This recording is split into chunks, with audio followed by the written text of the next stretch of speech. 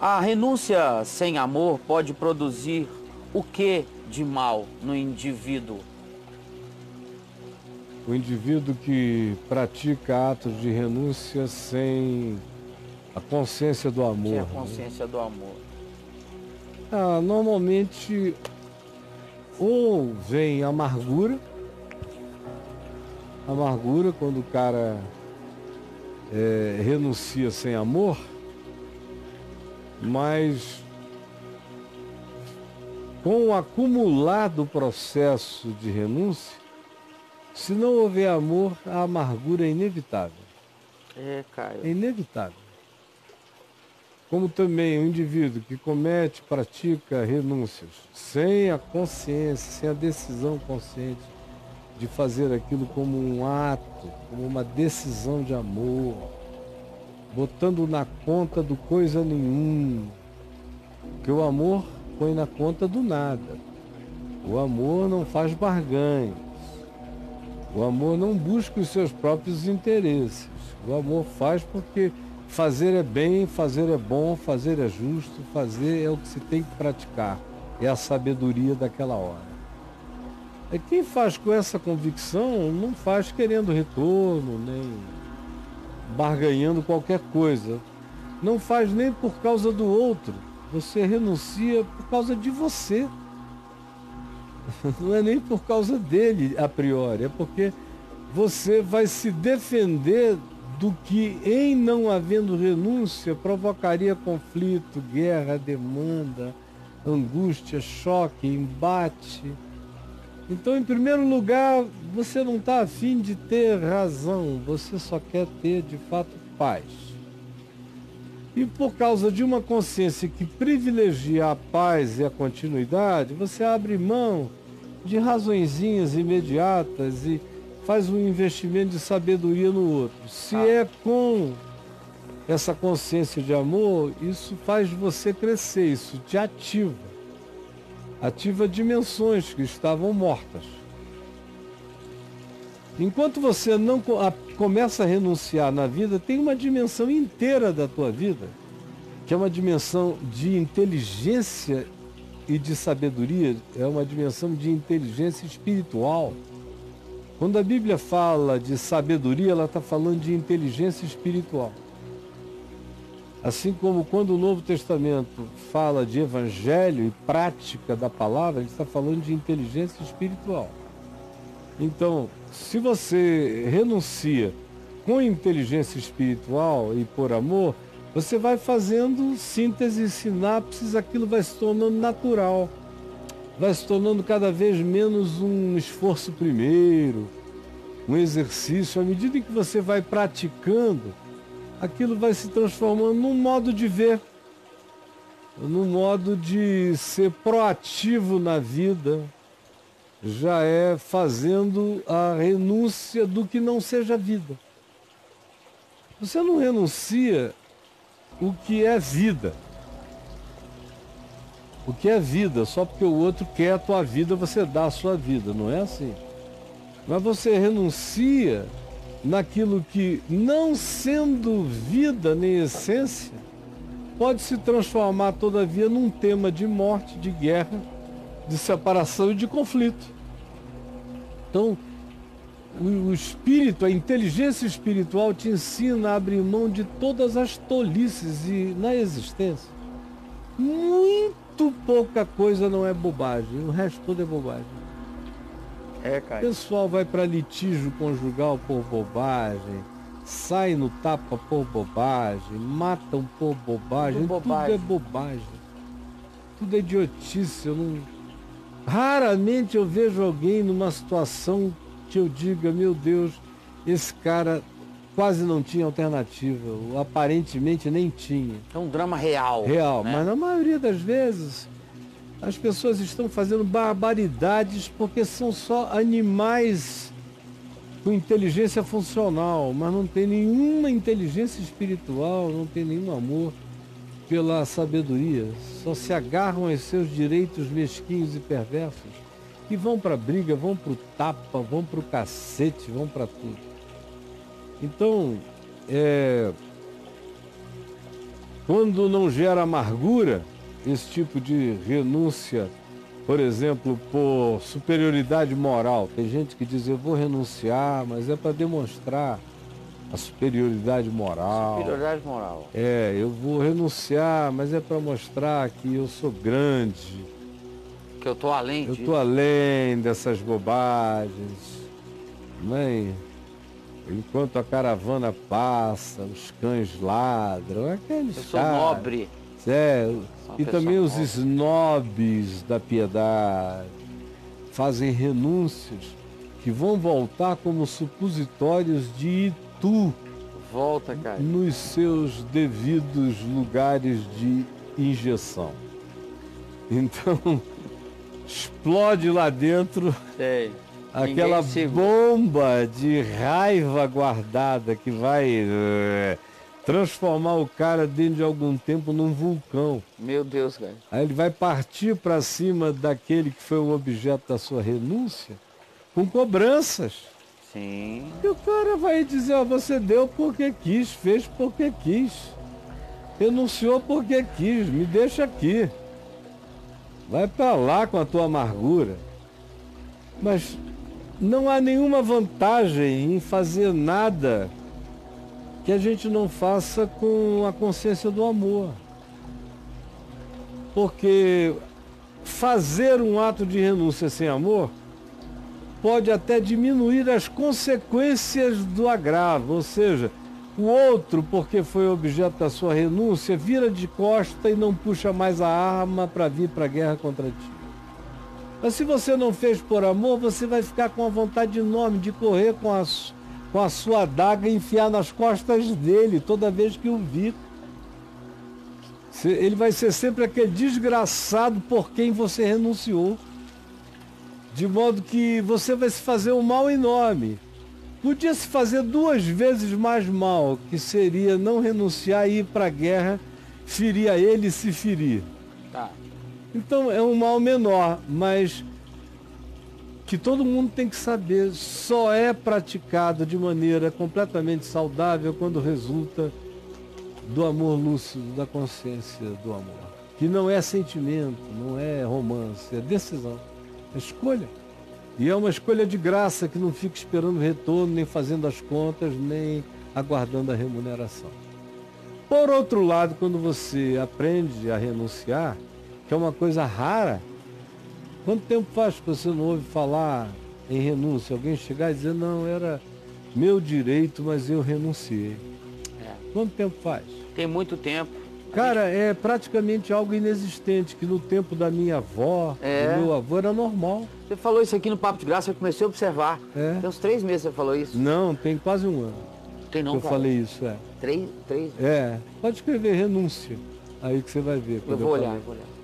E Comecei a quase não observar tem, isso. quase não tem. Meu pai, uma das palavras que eu mais ouvia na boca de meu pai, da minha mãe, era renúncia.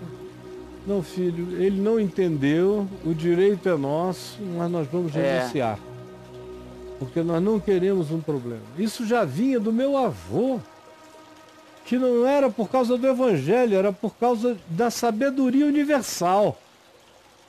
Que o cara dizia, não, a gente podia, é nosso, a escritura é nossa, o direito é nosso, mas a gente sabe que paz não tem preço, então vamos abrir mão disso e seguir na nossa paz. Hoje em dia, cara, o pessoal está levando a juízo qualquer um por qualquer, sem merreca. E vão brigar e se odiar, ninguém abre mão, uma geração de brutos, de embrutecidos. Conclusão, é uma geração de burros, porque a renúncia é um dos provocadores de inteligência aguda, de inteligência espiritual aguda, é a renúncia. Fantástico. Se você quiser desenvolver inteligência espiritual, faça as renúncias saudáveis para a continuidade da existência pacificada. Mas tem que ser assim. E aí você vai começar a fazer sinapses de uma inteligência espiritual até agora morta em você. E nessa geração é uma inteligência que acabou. Você vê quanto tempo faz que você não vê um político renunciar. Renunciar porque ele fez uma coisa errada. Você sabe que quando eu era menino era normal?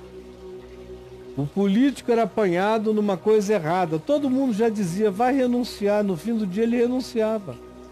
Não é porque tinha pressão de nada não, era ele que não conseguia voltar para casa, olhar para a mulher e para os filhos, tendo feito uma coisa errada, que naquele tempo ainda estava longe de ser o que hoje em dia existe. Mas o cara renunciava. Era um grito de consciência. Era assim uma redenção da consciência. Era um reparo na própria consciência. Era um reparo social, moral, ético, familiar, uma reconstrução do indivíduo, era a renúncia. Hoje não existe mais nada, não existe mais vergonha, como vai existir renúncia? Renúncia existe quando, do ponto de vista básico e medíocre, existe pelo menos vergonha. Mas a vergonha morreu, cara. Quando existe um mínimo de coerência, a gente sabe que os outros estão nos comparando com o que a gente enunciava e estão vendo que nós fomos achados em falta. E aí, essa coerência mínima fazia as pessoas renunciarem. Hoje em dia, ninguém está nem aí para coisa alguma. O cara diz uma coisa à tarde, desdiz no almoço, se contradiz nas duas à noite e está tudo certo. E o povo também está tão embrutecido que não está nem aí. Então, quem quiser desenvolver inteligência espiritual superior, tem que aprender o caminho da renúncia nas coisas saudáveis, que são as que promovem a pacificação e a continuidade da vida. Sem cinismo, sem mentira, com sinceridade, mas praticada como um ato de renúncia, sem superioridade, mas como uma decisão de paz. E de ficar livre para as causas e para as coisas que importam nessa vida. Para os bons combates. Você renuncia toda a tralha dessa existência para poder ter energia para combater só os bons combates. Os quais muitas vezes a gente combate também com o poder da renúncia, que vence a obstinação do adversário. Ai, meu Deus! A renúncia é poder. É poder enorme. É poder. É aquele cara que você não tem onde pegar, é aquele que vai escolher sempre o que é melhor para a vida e não o que você propõe como tesouro, valor ou motivo de conflito. Ele não tem onde te agarrar. Quando você pondera e diz, não, deixa ele ficar com esse China. Com toda essa louça chinesa, é toda tua. Deus te abençoe. Com esse capital dele. Bom proveito. É verdade. E no dia que é chamado para tomar um chá naquele mesmo aparelho de louça em guerra familiar, você toma com genuína gratidão e bênção. Era seu, mas brigaram tanto que você não quis nem saber. Antes da briga chegar a você, você já doou. Você está largando tudo, amigo. O anel é para deixar e levar os dedos. Fantástico. Larga a porcaria e leva a vida. Jesus chegou a dizer, tem horas que a gente corta o braço ele fala para seguir livre. Membros do corpo. Arranca os olhos para seguir vendo. Isso. Corta os pés para poder continuar andando. Isso, ele fala de amputações. Amputações que trazem benefício. E a gente aqui preocupado com anel. Né? É tudo muito idiota. Desculpem, amigos. Eu sei. Vocês não podem nem entender o que eu estou dizendo. Vocês acham que isso é coisa de otário. Isso é coisa de gente que está interessada na justiça do reino de Deus, que excede em muito a dos escribas e fariseus. E também forma outra mente, a mente de Cristo, faz as sinapses do céu na sua mente. Amém, Caião. Amém. Sinapses do reino de Deus na sua mente. Caio, você aprendeu a renúncia na sua vida pelo exemplo dos seus pais, por conta da época, ou com o Evangelho? Sobretudo meus pais. Na realidade, eu fui prestar atenção no significado de renúncia no Evangelho nos 2 primeiros anos da minha vida de fé por causa das renúncias diárias que eu via, especialmente, quer dizer, papai e mamãe, cada um do seu jeito fazerem. As do papai eram aquelas renúncias mais épicas. A mamãe eram pequenas renúncias do cotidiano esmagador, sofrido, repetitivo, recorrente, muitas vezes abusivo. Sei, cara. De não ter direito a descansar tranquilo, porque tinha crente lá em casa o dia inteiro, como numa rodoviária. Essas renúncias. De não ter direito de contar quem ia comer na mesa. Não, hoje são só 6. Porque podiam aparecer de repente mais 6. Aí vai. Isso aí um dia, um fim de semana, tranquilo. Mas isso durante 50 anos, ou você é feito e desenvolve um outro tipo de sinapse espiritual, de inteligência espiritual, ou você sucumbe, surta e entra em síndrome de burnout antes da hora. Sim. E aí? Caião, sem amor, que bem se pode fazer, então? A gente pode fazer o bem ao próximo, porque o cara não quer saber se você está dando a ele com amor ou sem amor, né? Eu já vi muita gente riquíssima doar milhões de dólares por mês sem nenhum amor. Nenhum amor. Era por causa do marketing limpo, de investir no pobre, você divulgar. Era um negócio. Que a empresa dele era uma empresa moderna, humana, investia em projetos sociais, mas o cara mesmo não estava nem aí. De amor nenhum. Nenhum. Mas os pobres agradeciam. E eu pensava, coitado, ele podia estar aproveitando isso infinitamente. Aproveitando a alegria de, em sendo rico, doar para o pobre. E aproveitando a alegria de doar com alegria, doar com prazer, doar como bênção, doar como quem faz amigos nos tabernáculos eternos. Mas não. Aí é o que Paulo diz, você pode dar os seus bens todos aos pobres, entregar o seu próprio corpo para ser queimado. Mas se você não tiver amor, nada disso te aproveitará pessoalmente. Então, pessoalmente, você não está aproveitando nada, mas o mundo agradece, né? Eu, às vezes, vejo os filantropos aí, que dos seus 100 bilhões tiram 2, aí doam. Dá uma cutucadinha. Cutucadinha. Aí o mundo inteiro explode. Uau! Todas as revistas, todos os jornais. O cara até ganha mais dinheiro pelo ato que praticou. Faz o filme disso, dele. E agora ele podia estar aproveitando muito mais se ele tivesse de fato engajado. A gente vê, por exemplo, algumas obras sociais.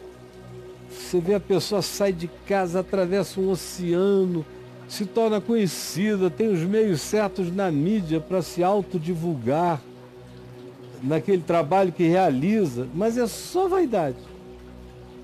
É a vaidade de parecer com o Mandela, com o Gandhi, com o Luther King, com a Madre Teresa. Aí vai.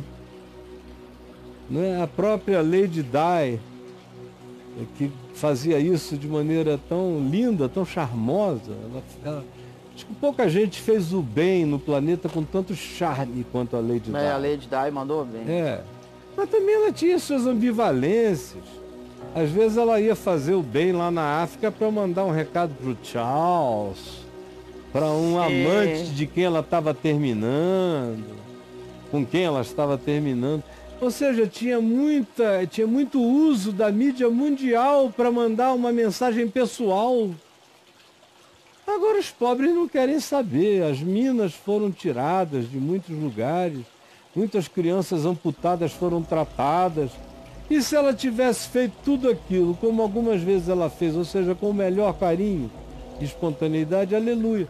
E houve algumas outras vezes em que ela fez de maneira a perder o bem que ela estava realizando para ela própria, porque estava mandando mensagens particulares, sinais de fumaça através da mídia mundial para figuras particulares a quem ela queria atingir de maneira pessoal. Aí perde tempo, é uma tolice. com ela e com todo mundo que arranje qualquer tapume para esconder a vaidade, a arrogância, a soberba atrás de atos de altruísmo, que acontece toda hora. Aqui no Brasil, hoje em dia, tem umas 2 pessoas que me impressionaram muito bem na chegada, mas depois de um tempo eu comecei a observar e vi que aquele carinho, aquela atenção toda só é dada para gente que pode fazer a coisa que ele realiza, ou que ela realiza, repercutir. Mas se for uma pessoa simples que queira conversar sobre o assunto, não tem agenda, não tem interesse da parte deles, não tem nada. Aí eu falei, bom, então eles agora vão ter um pouco mais de dificuldade para conversar comigo, até eles aprenderem a ter mais facilidades para conversar com os outros. Então, é uma pedagogia. Porque quando um cara vem em nome do bem, supostamente fazer o bem e vira um babaca, é a pior coisa que pode acontecer. É você esconder a sua babaquice atrás de qualquer que seja o tapume de bondade, ou de voluntariedade, ou de altruísmo, ou de solidariedade, ou de gregariedade, ou do que você queira, em sendo bom.